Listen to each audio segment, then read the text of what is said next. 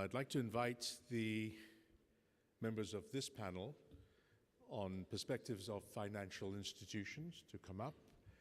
And they are Mr. Darius Lailunwala, co-head IFC Global Infrastructure Fund, IFC Asset Management Company, and Chief Investment Officer, World Bank Group, Singapore.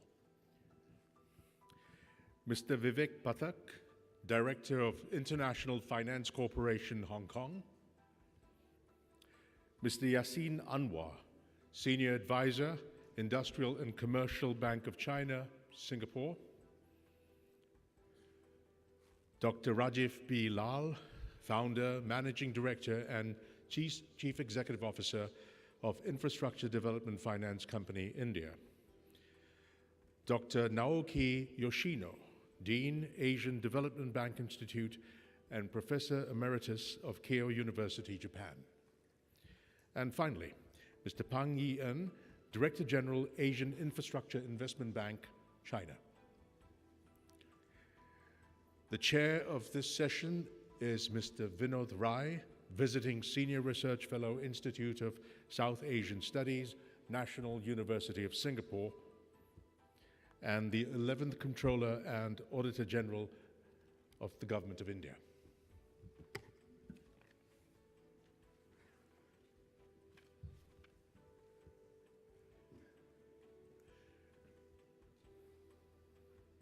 We'll just wait for everyone to be mic'd up.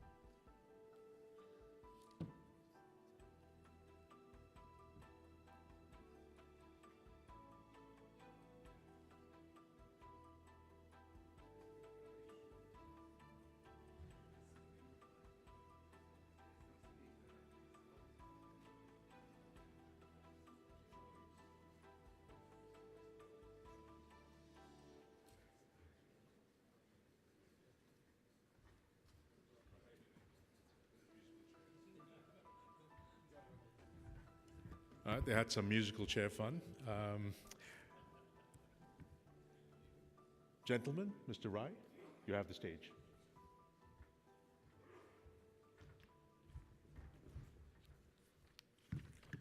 Ladies and gentlemen, welcome to the part 2 of the plenary for the day.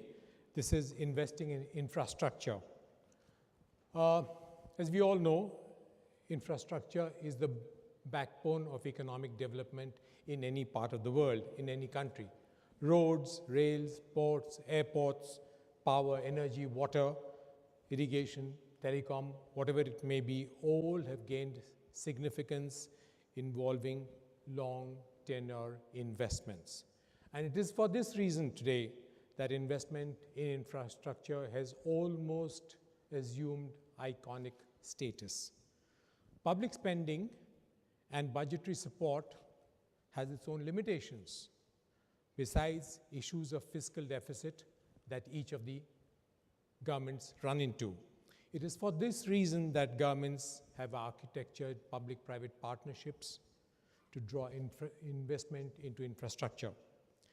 These partnerships, these programs have run into difficulties of their own, implementation challenges, challenges of cohesiveness and consistency of government policy making, as also the regulatory clarity of the environment going from time to time. Now, at the same time, the challenge is to provide long tenure investment when financial institutions in the region are also facing stress.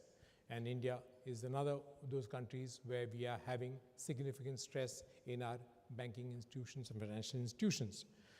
Now, Dr. Palit made a presentation where he laid before us the key takeaways that we face in this region. And ladies and gentlemen, today we have put together a very significant team of panelists before you who will debate the issue. They have seen it all, they've done it all, and now they are here to share their experiences with you on this very important and significant issue of investing in infrastructure. Now today, first panelist will be Dr. Darius Lilanwala. Your stage is yours. You to speak from there? You want to? Your choice. Thank you.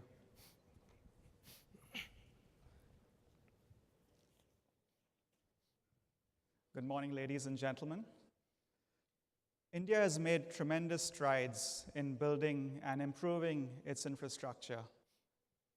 Growing up in Calcutta as a child, I remember studying for exams with a candlelight and the challenges of booking an intercity trunk call. India has come a long way since then, and we should celebrate the positive changes that have happened in the last 25 years. But if we look around at other countries in the region, one can tell that India still has a long way to go when it comes to the infrastructure sector.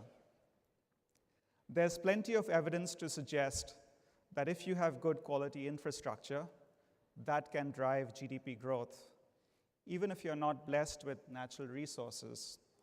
And Singapore and Dubai are excellent examples of that. And the reverse of that is also holds true. You may be blessed with ample natural resources, but you need good quality infrastructure to take advantage of them. Now, India has a lot of good things going for itself. It's a large market, it has a large population, and that makes global investors sit up and take notice of the opportunity. Secondly, there's no shortage of well-educated talent in the country. The country has a long history of private sector ownership and management. The banking sector and the capital markets are well developed and can provide the capital for investment. There's no shortage of regulation, as you know, and the rule of law is well established. Most importantly, India has a vibrant democracy, a vocal media, and a system of checks and balances that seems to work. Yet, India has not lived up to its potential in the infrastructure space. If I had to identify 3 areas that are holding India back from achieving its full potential, I would say, number 1, in India, the public sector is still a dominant player in owning and operating infrastructure assets. I believe it makes sense to consider reducing and ultimately eliminating government ownership in a number of assets in the infrastructure sector. Having government players in the sector does not promote efficiency, enables corruption, and prevents markets from functioning properly. For example, there's no need to have so many central or state government entities building and owning power plants or even the transmission grid in the country. We know that the key to a well-operating electricity sector is the distribution end. The distribution sector is the part of the electricity sector where the cash comes in. Unfortunately, due to a high level of losses, theft, and corruption, the distribution sector in India has been underperforming. The electricity sector in India will not become self-sustaining and efficient until most of it is privatized. Now, India does not need to reinvent the wheel. There are plenty of examples of countries that have successfully privatized all their infrastructure assets and managed the sector through good regulations. Among emerging markets, Latin America, Southern Europe, Turkey, Philippines, and even Uganda and Cameroon have successfully privatized their distribution companies. It's time for India to consider doing the same. Secondly, India needs to work on improving the ease of doing business. According to the World Bank, India ranks 130th among countries in terms of ease of doing business. Surely India has to do better. Thirdly, one has to wonder why, despite being such a large market, very few foreign strategic investors have invested in India's infrastructure sector. India's infrastructure sector is dominated by domestic players. Now, it could be related to the challenges that foreign investors perceive of operating in India.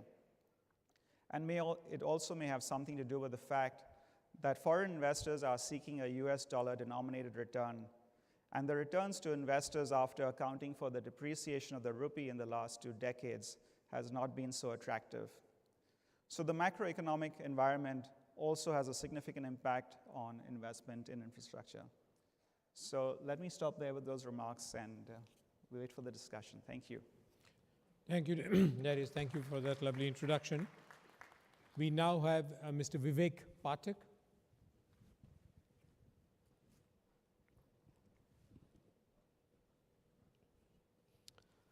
Good morning, ladies and gentlemen, and thank you, Darius, and thank you, Mr. Rai. My focus is going to be slightly different. I'm going to talk about sources of finance and is there enough capital available to finance infrastructure in this part of the world. So the infrastructure gap in Asia clearly is large, anywhere between 800 billion to $1 trillion a year. And the question that everyone raises is, where is this capital going to come from? And the normal refrain is that financial institutions are not willing to finance infrastructure, they are not willing to take enough risk, and they should go out and take more risk. I would argue that's not entirely correct. I think what we need really is more bankable projects. And as we've seen repeatedly, if you have a well-structured bankable project, there's enough capital available to finance it. Some examples being the Tata Mundra project in India, where IFC itself put out close to $500 billion, and this was about 20-year money. More recently, we've got examples in places like Myanmar, where financial institutions from Singapore and IFC have put out, again, close to 18-year money. Bangladesh, Philippines, Pakistan. So what we've seen is whenever there's a bankable project, well-structured, capital is available from domestic sources as well as international sources. So really, the focus should be on how do we get these projects become bankable, what are governments doing in terms of policy reform, and what are they doing to encourage more private capital to flow into infrastructure.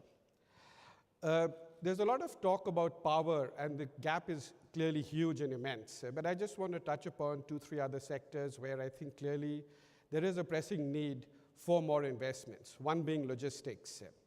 Any country that wants to have a competitive manufacturing sector needs to invest in logistics. So job creation, which is going to come in a large way through manufacturing, is important. And in order to have that, I think countries have to start investing in logistics. Few countries have done that well, I would argue, in Asia, China being the exception, and we've seen the results of that. The other is the whole area of urbanization. There is clearly a lot of pressure on our cities. So what are we doing about wastewater treatment, waste management, waste to energy, and in general, the whole urbanization space? There, unfortunately, there are not many great examples, Singapore being one example, and I think we've got our friends here from Ascendas and Surbana, who've done a great job at what I would call developing cities. So clearly a lot to learn from there and how these can be financed.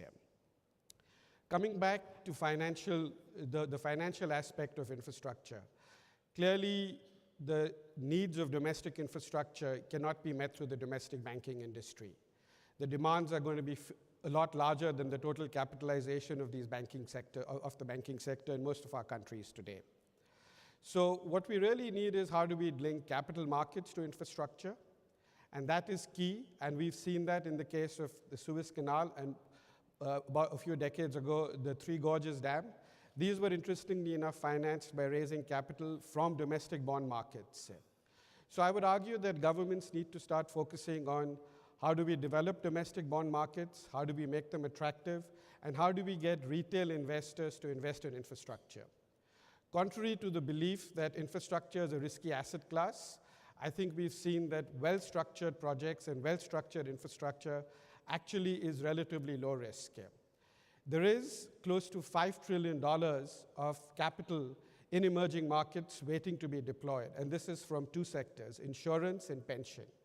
And the key is how do we get the insurance companies and pension funds to invest in infrastructure? So clearly a lot more needs to be done, but there are some ways that we can try and help facilitate this. One is through influencing governments and policy reform, making projects more bankable. Second is through providing guarantees and other such instruments which would de-risk some of these projects initially. And third is through actually segregating construction risk from operating risk. There are a lot of firms and funds that would like to invest on the operational side but do not want to take construction risk. And that's where institutions like ours can actually play a role, and we are trying to play that role in going out, taking construction risk. Once the project is up and running and is complete, we think we can attract vast amounts of capital into this space. The other sector that I want to touch upon is the whole area of disruptive technologies. And clearly, Singapore, again, is a prime example through Spring and other such entities, which is encouraging innovation and investments in this space. And there, I think, countries that are serious about renewable energy, we need to focus a lot more in investments in storage technologies. Wind and solar will become viable and can compete effectively once you have storage technologies that are competitive and can help them speed up. Never want to miss an opportunity. I want to talk about two interesting examples where we, as the World Bank Group, have played a role in the power sector. In India, about 2 decades ago, the World Bank started a fairly aggressive reform agenda on power, and that resulted in IFC mobilizing a few $1 billion to invest in the power sector. More recently, as my colleague Dr. Anwar will allude to, the World Bank engaged in Pakistan and I think gave about a $2 billion loan to the government, which was related to certain reforms that were required. As a result of that, IFC has invested and mobilized close to $1 billion to invest in there, and we're talking about adding about 4,000 megawatts of capacity. So clearly, I want to link 3 things here. How do we get governments to reform more, make these projects more bankable, and then how do we attract capital from the capital markets and the pension and insurance companies into this space? With that, I want to end. Thank you. Thank you, Mr. Vivek Pathak, for that interesting exposition. We move on to Mr. Yasin Anwar of the ICBC.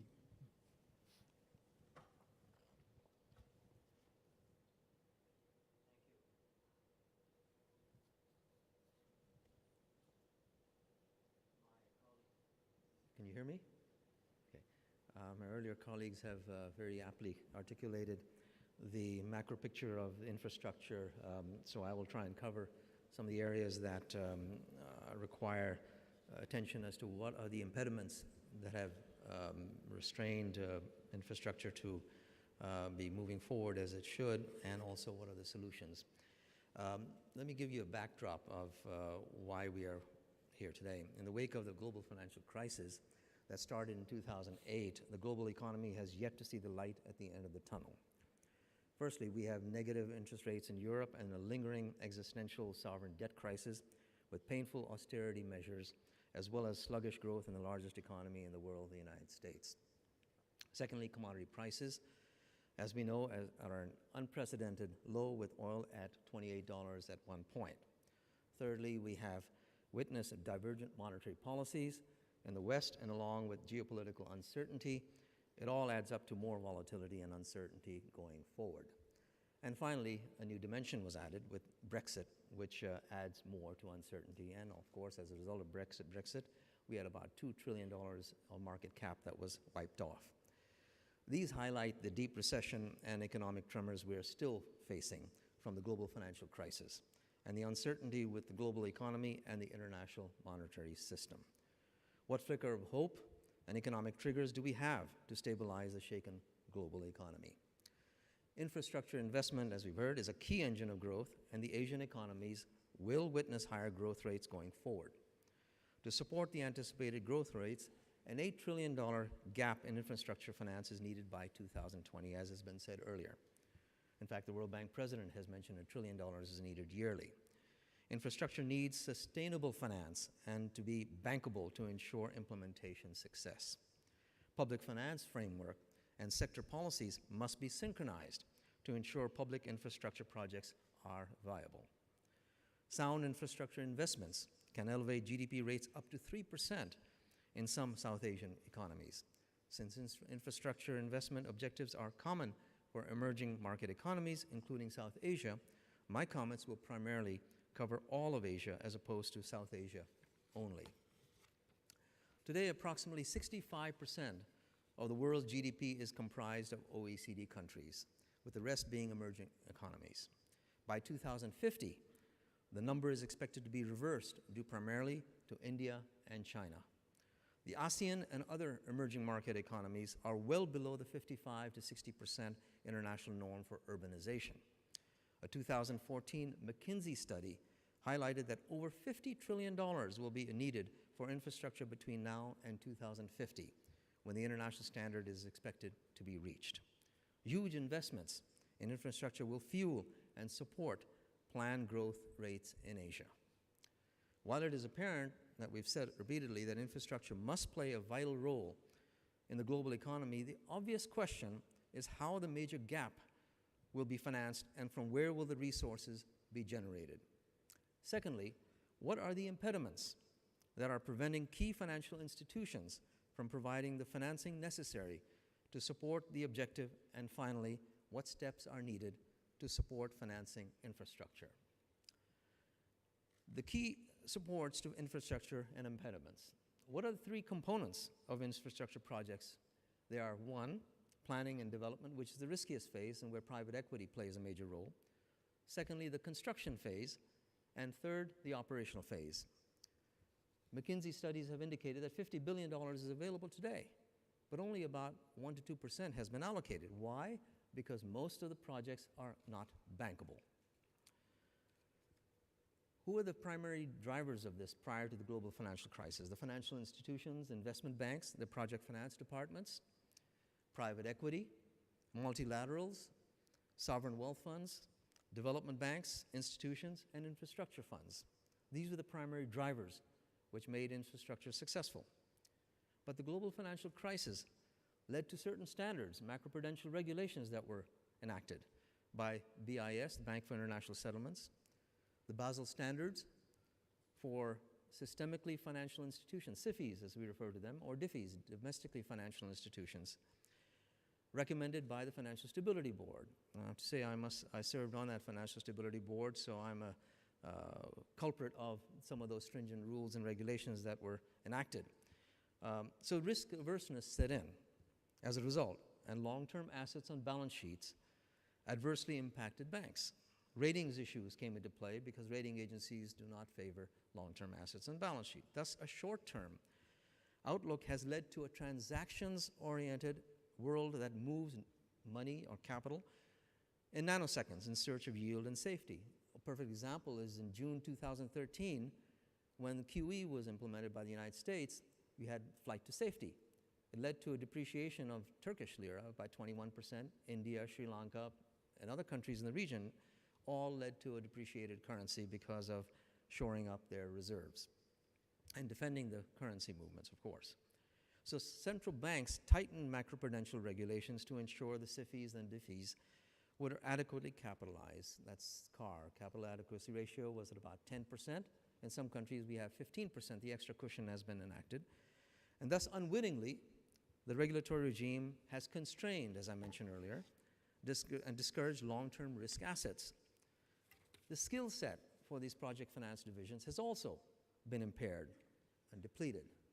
That's why we have got a regulatory framework that needs to be addressed. Now, what are the steps needed to support infrastructure investments? Now, it has been several years since the global financial crisis started, and granted, we are still in malaise globally as far as the recovery is concerned, particularly in Europe and the United States. The regulatory bodies, that's Financial Stability Board, BIS, and the central banks now need to create an enabling environment, a regulatory environment for SIFIs and DFIs to reenact the kind of regulations that are necessary to provide flexibility for them to embark on the infrastructure program that is necessary for global growth. Otherwise, we won't have it. And I'm calling on the central banks to do so. I will be saying that same message. I'm off to China in the next few days, and I'll be making a presentation there to an audience that will be also with central bankers. We need to encourage reestablishing project finance departments at financial institutions and elevate knowledge-based skill set for bankers. Training programs should be launched by the central banks, and I encourage all the central banks to look into this more carefully. Another source of financing that was not available before is now available is the Chinese currency RMB, which is an alternative currency for financing. Singapore represents an excellent hub for launching RMB long-term instruments. RMB, as you know now, is the second largest trade finance settlement currency in the world, the fourth and fifth largest payments currency, and now included in the IMF's SDR basket with over 10% weighting as a reserve currency makes it even more attractive. Singapore, when ICBC was set up in 2013 as a clearing bank for RMB, now represents, Singapore represents one of the two largest clearing centers for RMB outside of Greater China. And finally, one of the initiatives that is alluded to earlier, and I will talk about that for a few minutes, is the One Belt, One Road initiative. That is also an initiative that will support infrastructure with connectivity, as we all know. The $1.8 trillion One Belt, One Road initiative is an important effort that focuses on infrastructure investments. The president of China has said that in 10 years, he hopes it'll be $2.8 trillion. In fact, China's SADC has already announced plans to invest in 300 projects extending from Singapore to Turkmenistan. Projects under the plan include a network of railways, highways, and oil and gas pipelines, power grids, and other infrastructure links across Central, West, and South Asia to as far as Greece, Russia, and Oman. These initiatives will create an integrated economic platform that creates jobs, imparts skills, creates new markets, and generates enough prosperity that makes the region more self-sustaining and also the engine to stimulate global growth. For OBOR's success, the most important vital financing gap has also been given the appropriate attention and commitment by the Chinese authorities. The Asian Infrastructure and Investment Bank, AIIB, represents a key step towards a solution to fill those gaps, as 57 countries, including key OECD members and South Asian countries, have become signatories to the AIIB Charter with $100 billion in capital. That clearly represents a collective response in support to energizing the global economy. To leverage financing needs, a dedicated Silk Road Fund of $40 billion, $32 billion to the China Development Bank, and $30 billion to Exim Bank have also been established. The first project funded from the Silk Road Fund is a 720 megawatt, 1.6 billion hydropower project in Pakistan. And two other power projects, coal and solar, totaling $3 billion, are being financed by Exim Bank and the Industrial Commercial Bank of China, ICBC. The Chinese shipping company COSCO is expanding the port of Piraeus, Greece, as part of the maritime segment of OBOR. Other ports include Rotterdam, Gwadar, and Lithuania that will link Europe and Africa. As for OBOR's segment in Pakistan, power projects are a priority as power shortage currently impairs GDP growth rates of up to 3%. Pakistan's urbanization, currently 35 to 40%, is projected at 50% by 2030. This rapid urbanization poses major challenges in three key areas which are interconnected. 1, urban governance, 2, urban poverty, and 3, infrastructure service delivery. To ensure positive urban development trajectories, we know infrastructure development can generate employment opportunities, but these are likely to occur only if alongside there are conscious government interventions at the federal, provincial, and district levels to manage urbanization. With depreciating quality and scale of municipal infrastructures in key areas and insufficient urban planning, urbanization and infrastructure need to keep pace. If leveraged properly, ample employment opportunities are possible. Infrastructure investment will trigger the SME sector that will promote employment and the opportunity to the banking sector to diversify its portfolio, the roads, bridges, and railroad to improve transportation and delivery, lower delivery costs. An elevated telecommunications network in today's technology era is a must. An investment in the power sector is essential for manufacturing, both for domestic needs and exports, to ensure a stable trade and current account. In the current global economic environment, China's resources and capability to support infrastructure is and should not be exclusive. Other multilateral institutions will need to mobilize and leverage their resources towards what should be a collective effort. Early signs have indicated such efforts are underway. The World Bank Group has recently elevated its staff in Singapore to more than 200, a testament to meet regional demand. That has been addressed earlier by my colleagues. Japan has set up a $100 billion fund in support of infrastructure, and Asian Development Bank has elevated its activity in co-financing with AIIB. The European Bank for Reconstruction and Development, EBRD, has formally expressed interest to collaborate with AIIB. Other development institutions that are linked with OBOR should also gear their interest and expertise in geographical areas covered by such institutions as the African Development Bank and the Kuwait Fund for Arab Economic Development, KFAED. Sovereign wealth funds with deep pockets and private equity can no doubt provide added impetus. Finally, what I've highlighted, and not only points out the macro picture and the necessity to support OBOR due to its obvious advantages in stimulating global growth, but also highlights the ample resources and financing opportunities already available for infrastructure. One can only underscore, again, the collective responsibility we have, and we all share, to ensure that faith and trust is restored in the global economy and prosperity achieved for the benefit of all. Thank you very much. Thank you, Mr. Anwar. We have the next presentation by Dr. Rajiv Lal, CEO of the IDFC Bank.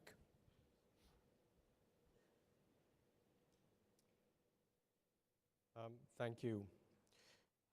I, being from India, running an Indian financial institutions, will obviously offer to you all a perspective rooted in our own experience. And I thought that I feel almost duty-bound to make this discussion a little more controversial. You have heard the previous speakers now repeat in different contexts that one of the biggest challenges of making finance available for infrastructure is to make projects bankable. That we need private finance and private capital to be poured into development of infrastructure is incontrovertible. The reality is that relative to the needs, the public sector and government budgets just do not have the resources. But making projects bankable is not a trivial matter. Private participation in infrastructure is not a trivial matter. Why is that? Fundamentally, it is because it involves achieving a very delicate balance between the need to deliver an appropriate return for the private capital and private party versus the equally important need for delivering what is essentially a public good.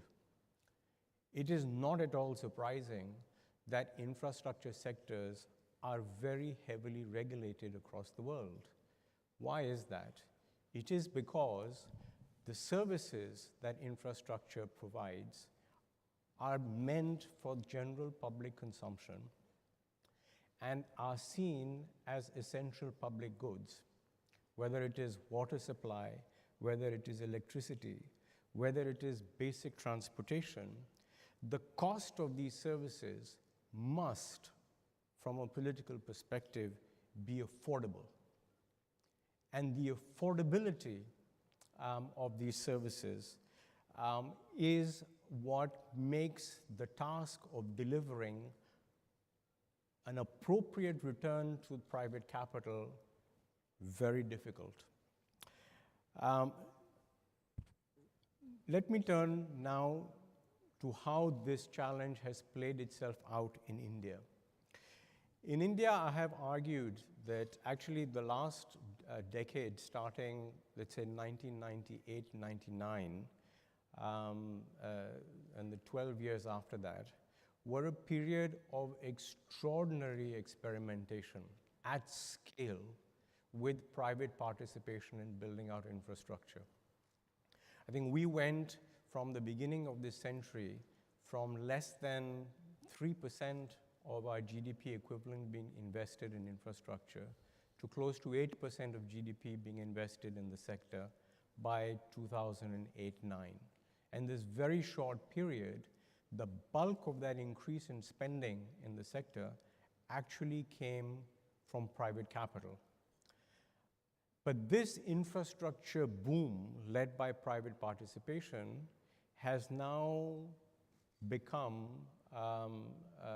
an infrastructure bust, which is affecting and has infected the balance sheets of the banking system and the public sector banks in particular, that provided the bulk of debt financing for this boom. To successfully get private capital into infrastructure, 4 things are, to my mind, essential.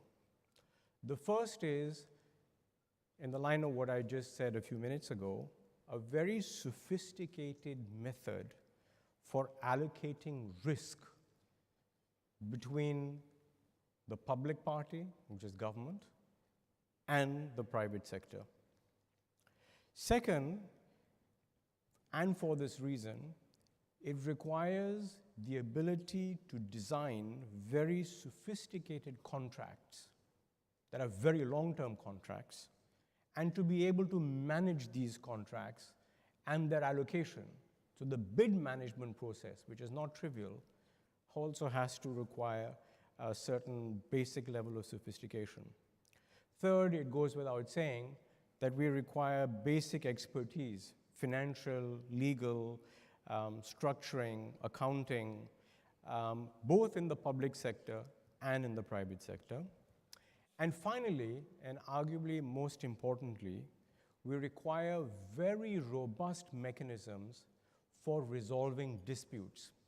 In any contract that lasts 20, 25 years, which is typical of the infrastructure sector, it is inevitable that differences of opinion will occur during that period. Resolving those disputes in an expeditious and transparent manner is critical. Relative to these requirements, in a nutshell, I would say that the Indian experience was one of premature orthodoxy. What do I mean by that? What I mean by that is that we invited private participation at scale a little in advance of our ability to meet these 4 conditions. A little in advance of our ability to ensure that the institutional support infrastructure to make these projects successful was actually in place.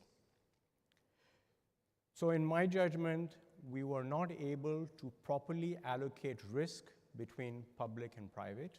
What did we end up doing on this metric? We ended up allocating a disproportionate share of the construction risk to the private sector. Construction risk, as opposed to operating risk, is much higher in an environment such as India, where regulatory approvals and just getting things done takes enormous effort and is subject to a huge amount of uncertainty. As a result of the private sector having to take a disproportionate share of this early stage risk, they've resorted to certain activities in order to make their money. If they're subject to huge risk in completing a project, they resorted to all kinds of things in order to retrieve their investment.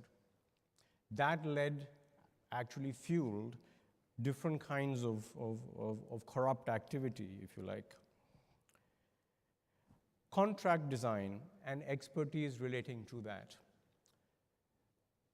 I think it's no secret that our private entrepreneurs in the country that got involved in bulk in the infrastructure development had a degree of sophistication that was much higher and greater than their counterparts in government. And therefore, a lot of infirmities were found in contract design that later on led to disputes. And although we have a reasonably robust judicial system, it is terribly overburdened and lacks the expertise, the technical expertise, to adjudicate these very complex disputes that began to arise. Net result, we have a very large number of projects that are incomplete, that are mired in disputes, that are not being resolved expeditiously. The cost of completing these projects has been escalating. The debt and interest burden on these projects has been accumulating, and this is compromising the balance sheets of the banks. In this sense, our experience has been one of premature orthodoxy. Lastly, what do we learn from this?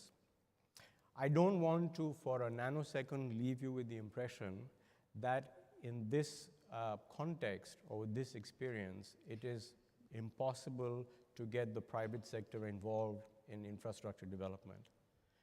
The big learning is to actually allocate the risks between the private and the public better in view of where we are with the sophistication of our institutional development. So, on the one hand, the lesson is to accelerate the pace of our institutional development, particularly with respect to dispute resolution. I think a lot can be done to improve that basic capability. That will take time, however. In the interim, what we can and should do is to allocate the risk better. Specifically, I would advocate that government or the public sector take the risk of early stage development of infrastructure. You might ask, where will the money for this come from? The money for developing this infrastructure will come through recycling the assets developed. So give you a very specific example. In the case of the power sector in India, which is the disproportionately largest player in infrastructure, or segment in infrastructure, 40% of the operating capacity on power generation sits with a very competent and large public sector entity called the National Thermal Power Corporation. The NTPC has shown its expertise and its ability to actually develop greenfield power generating assets. I would advocate that the NTPC continue to develop these assets, but once these assets are operating and running, they can recycle them and sell to the private sector, such that private capital is not then taking the much higher risk of developing the asset, of constructing the asset, but is dealing only with the operating risk of an up and running project. If we did that, it would be much easier for us to actually invite the large sums of pension money that are available overseas, because they like predictability. They don't like necessarily very high returns, but they require sustainable and predictable returns, which are much easier to develop in an operating asset. Greenfield development being left to the public sector. If the NTPC were to sell to pension assets an operating asset, they would sell at a profit and recoup, more than recoup, the investment made, in which case the government and the budget would be fiscally neutral. So, in conclusion, inviting private capital into public infrastructure is not an easy task. It requires careful thinking and learning from our experience, fundamentally about how to allocate risk between the two. It can be done, and there are a number of initiatives that we should be taking in that direction. Thank you.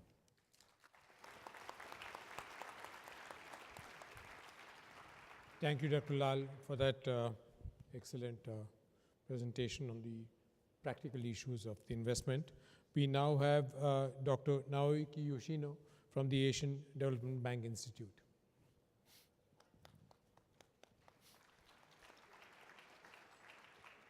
Thank you very much for inviting me today. I would like to talk about several issues about infrastructure investment. First one is financing for infrastructure. Some people say private money will be needed, but I would like to stress domestic private financing is very important. And Germany, Japan, and France absorbed money by postal savings and post-life insurance. And those money were utilized for infrastructure investment and housing. And success of Germany, France, Japan was most of the money comes from domestic financing. And I think Asian countries are now facing with aging population. Then pension funds and insurance and self-accumulation of assets will be required. So first thing about private sector money, I would like to stress it should mainly comes from domestic private finance. If infrastructure investment relies too much on taxpayers' money, that will expand budget deficits. So we need some other financing outside of tax financing. Japan has developed by infrastructure investment right after World War II. Port, roads, bridges, highways. However, not all those infrastructures were success. Some of the infrastructures went into failure. So I would like to talk about, we have to be very careful for the infrastructure investment. One of the examples is we have a very small island called Shikoku Island. In somehow, 3 bridges between main island and this small island were constructed because we had 3 different politicians. And each politician wanted to have his own bridge. Then Ministry of Construction and Development asked me to compute the economic impact of one of the bridge. Of course, nobody believed it would have a negative impact. Then I started to look at tax revenues of the villages and cities along those bridges. Then it turned out after the completion of one of the bridges, impact became negative for the region. The reason is the following. The main bridge, a bridge was constructed. So first, the job is in main island. So many people in this small island started to work at the main island. And then weekends, they can use that bridge to go to main island, shopping, and eating at restaurants. So the regions in this Shikoku Island, the economic impact became negative, and everybody was absorbed by main island.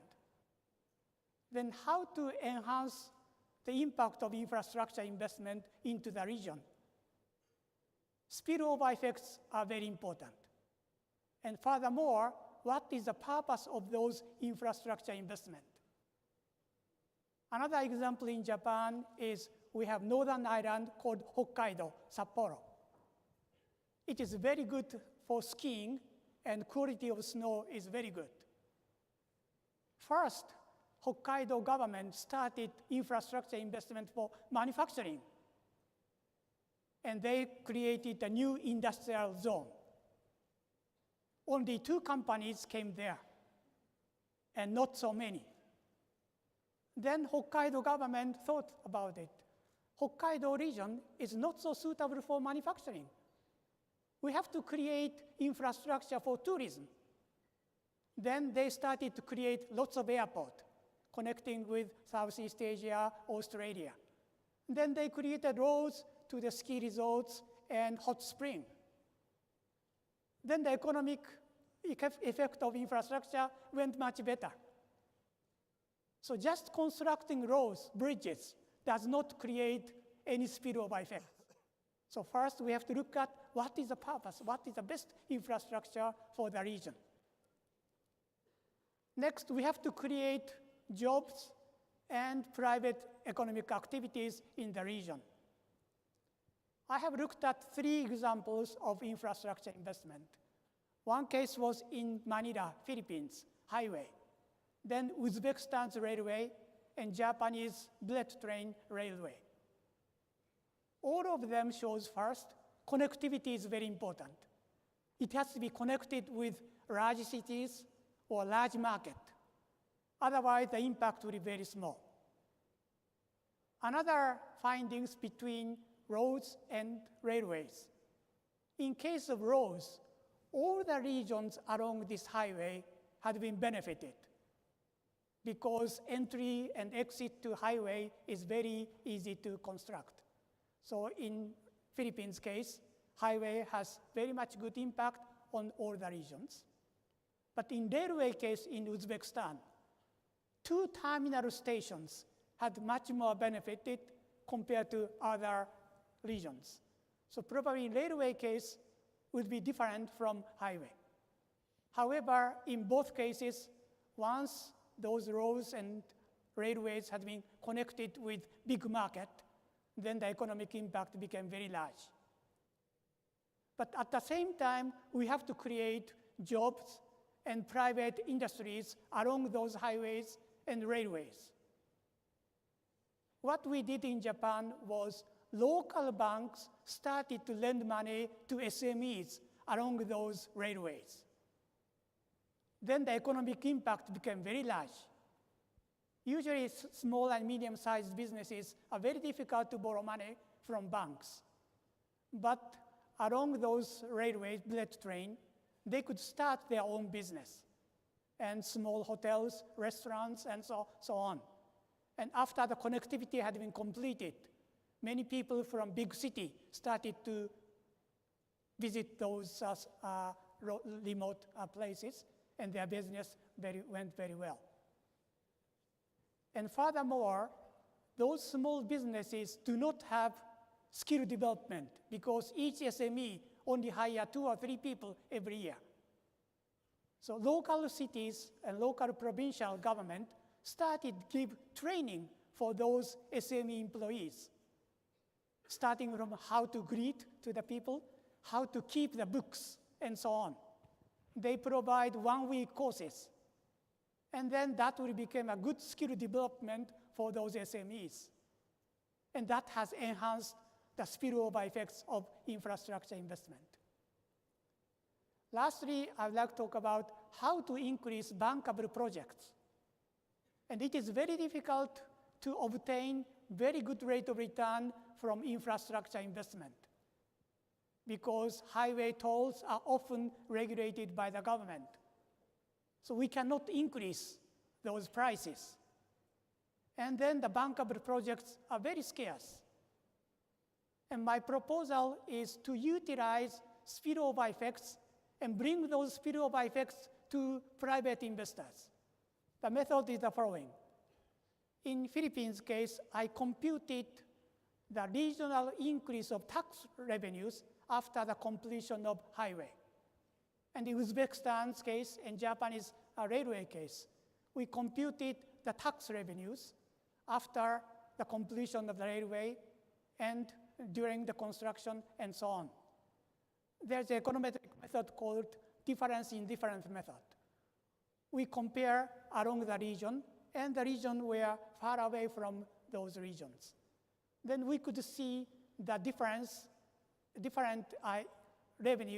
tax revenues of the roads and railways. And then bring those tax revenue, 20 or 30% of the tax revenues, bring back to the private investors. Then the rate of return of infrastructure investment will increase. In case of Japan, the rate of return will increase is about 33%. And Uzbekistan's case, about 16.7% rate of return will increase compared to just revenues from toll fees and so on.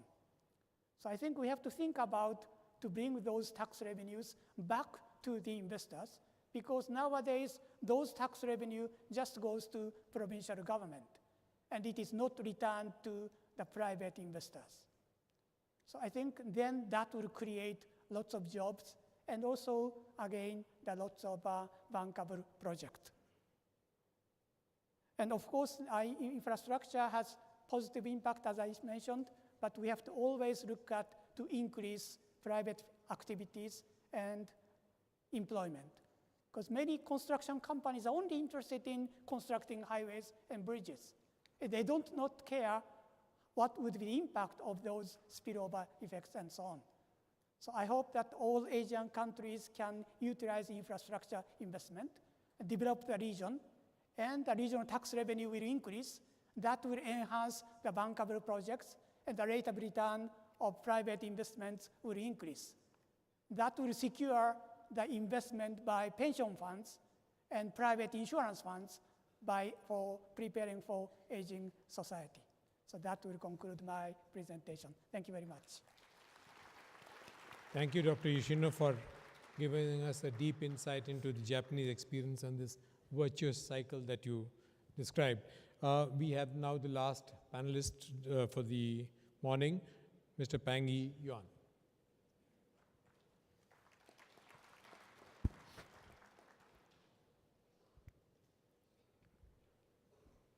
Good morning, Your Excellencies, Chairman and fellow panelists, ladies and gentlemen.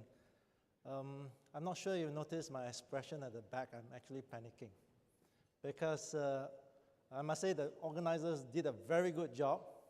They placed the experienced organizations in our infrastructure financing with my seniors who are very learned in this space to come before me, and therefore they have covered most of the things I wanted to say. So that leaves me only to supplement where I think I can. I would like to thank Mr. Gopinath Pillai for once again having me here. Thank you very much for the honor. I came with two objectives. Coming back home to Singapore this time around with two objectives. Number one, to suss out projects in this region and as well in South Asia because of this conference. So with the help of ISAS, with the help of IE Singapore, the Chinese Embassy, and so on and so forth, I had 4 days lined up of activities with potential projects to talk to. So if you have any projects that you think that AIIB could be of interest, please get my cards from me and we can discuss. Second, I've been given a job by Mr. Gopinath Pillai. In his words over the phone to me is that I have to demystify AIIB. I'll try my best. It's a young organization, so we have a lot to explain. All right, I'll do my best in doing that, okay? On that topic, I'd like to report to this crowd here that AIIB over the last 5 months has successfully placed out 509 US millions in infrastructure project, which is not too bad. We are quite proud of the achievements. These are projects in Bangladesh, Pakistan, Tajikistan, and Indonesia. All right.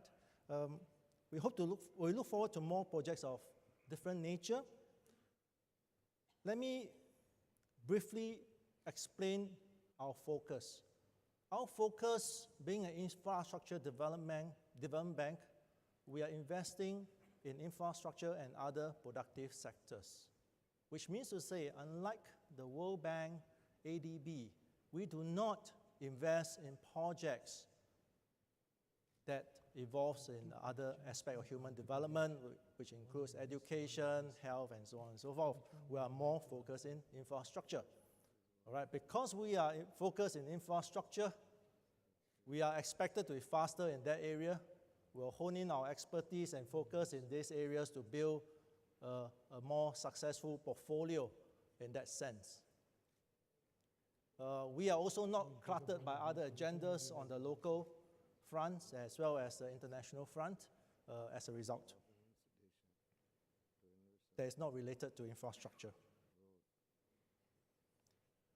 We will invest in the creation of infrastructure assets only, which means to say we will not be involved in activities in financing operations, in refinancing the project, and so on and so forth. We have to see a net increase in capital assets for infrastructure. So that will be the kind of projects you can see that we are focusing on, right? That gives us the advantage in that sense.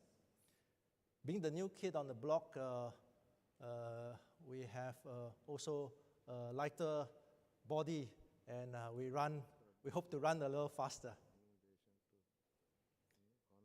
Our priorities, as articulated by our president in the recent annual meeting, 3 of them. Number 1, supporting infrastructure projects with significant cross-border benefits. As you can see in today's seminar, there are a lot of areas that in South Asia where cross-border projects and benefits can arise. We hope to see that we can participate in some of this. Down from the south between Sri Lanka and India to north between India and Iran and so on and so forth. I think we look forward to being part of it.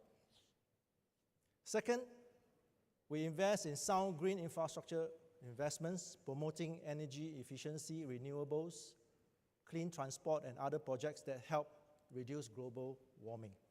That's one of our charter to be clean and green.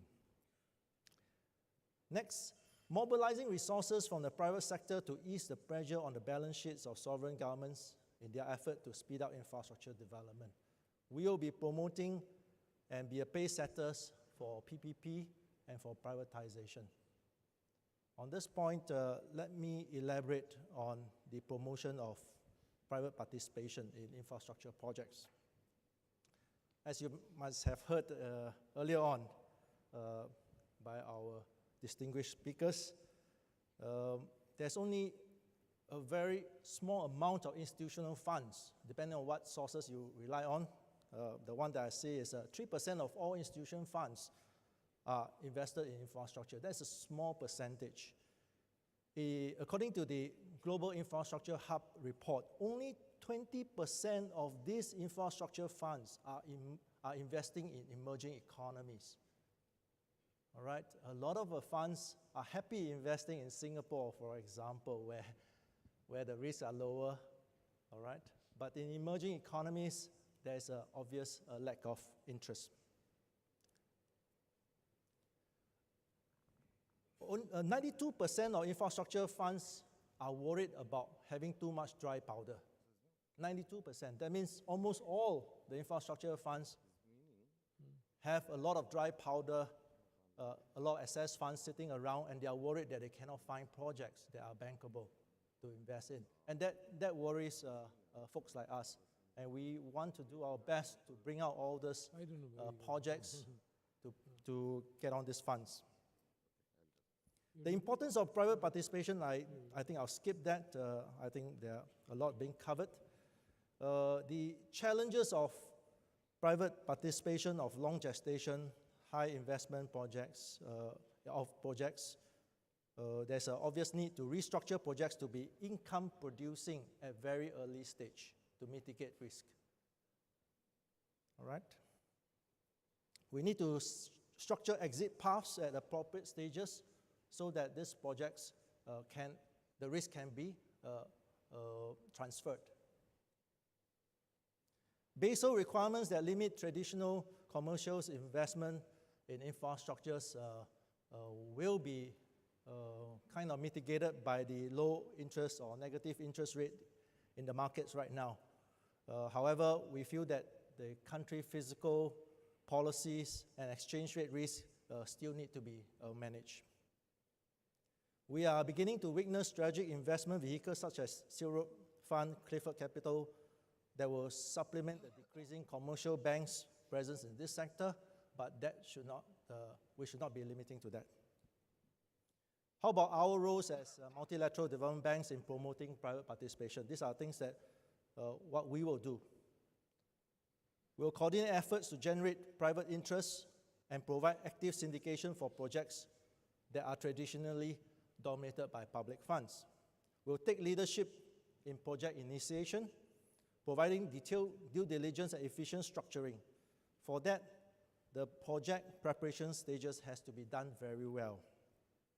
We have recently raised, AIB has recently raised 50 million from the Chinese government to fund such activities, and we look forward to jointly work with other development banks as well as different governments to fund all this project preparation so that we can make the projects bankable. We will be also providing the market with tools such as B loans to cover the risk and make available privileges of MDBs to private parties to make the marginal projects more bankable. Of course, the MIGA cover traditionally from multilateral development banks, that will mitigate sovereign risk is also one other means. With that, I'll hand you back to the chairman. Thank you very much.